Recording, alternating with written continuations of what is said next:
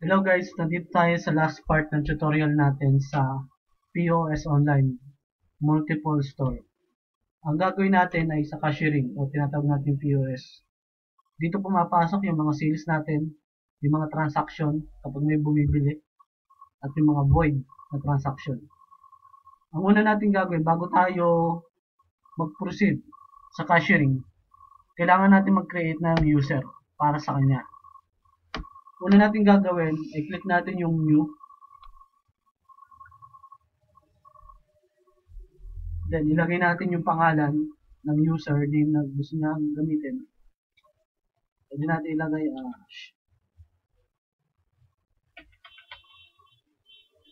Sheila. Then, ang role niya ay cashier or supervisor cashier. Ang difference ng dalawang ito, supervisor cashier, may access siya para makapag-override or makapag-void ng isang transaction, lalo na sa part ng cashier. While cashier naman, wala siyang access na ganun. Ang access lang niya is mag-transact ng mga sales. Ang administrator naman, normally, ito yung may access sa lahat ng features ng product natin o ng software natin. So, ngayon, cashier yung ititik natin. Then, pipili po tayo kung saan siya natin i-assign na branch.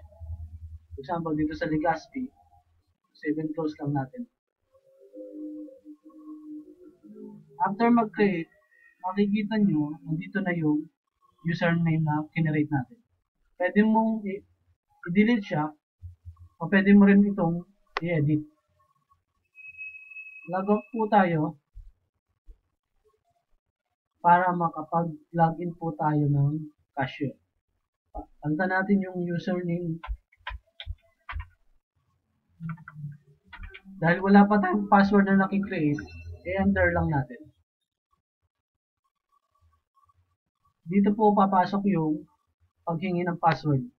New password or yung confirm password. Okay po natin yan.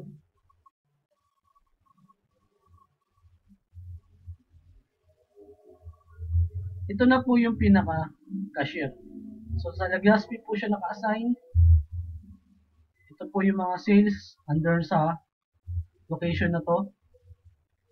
Ang una po natin gagawin, kung may barcode kayo, pwede nyo pong scan dito yung barcode basta nakalagay or nakatapat dito yung cursor natin. O kung hindi naman ma-read yung barcode, pwedeng manually ilagay yung numero ng product. Ilagay natin manually. Then enter.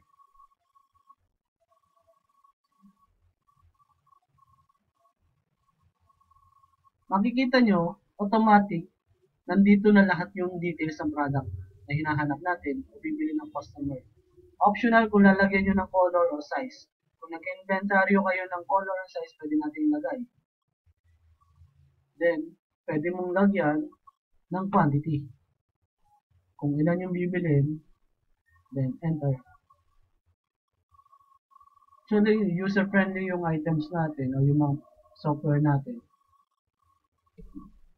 Makita mo, ito yung details ng product. Pwede mong i-delete yung product, lalo na kung nagkamali ka ng entry, as long as hindi pa nababayaran or hindi pa natitake cash, then quantity, 550 yung SRP times 2, 1,100. Pwede ka pang mag-add ng isa pang product,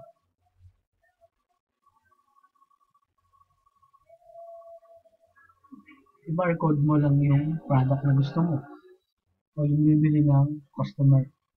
Kung magte-take cash tayo, ito lang yung i-click natin. Kung i-void mo yung item, i-click mo lang yung item na i-void mo.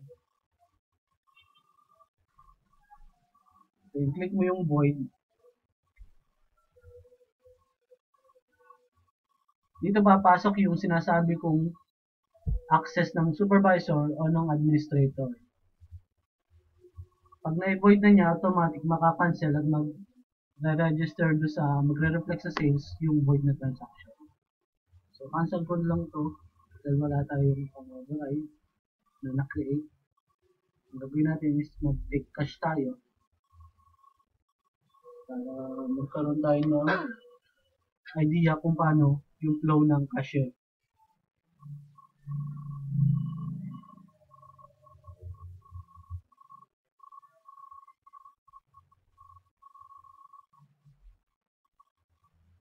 So, for example, na-receive mo ang exact amount or 1, 2, let's say 1, 5, 1, 2, then okay.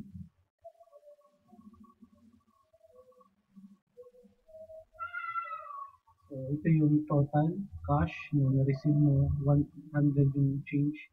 Then, kapag magpapanibagong transaction ka, i-click mo lang yung new.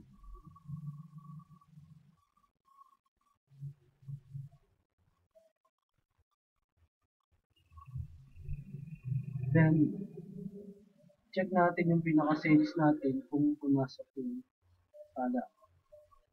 Lagay natin yung date para mas madali natin masort yung sales.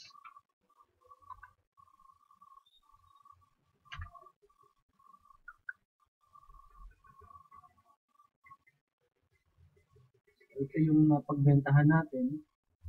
Invoice number niya 1,766. Then, ito yung quantity. Walang discount. Price. Kung binoid natin, pwede mag-reflect dito yung void and yung reason. At kung sino yung mag-void. Clear out natin bago balik yung history. So, sana marami kayo natutunan. Konting discussion lang sa cashier kasi hindi naman siya ganun ka-complicated. May mga tanong po kayo, message nyo lang po kami or support team namin ang mag-a-assist sa inyo. Salamat po. Have a nice day po.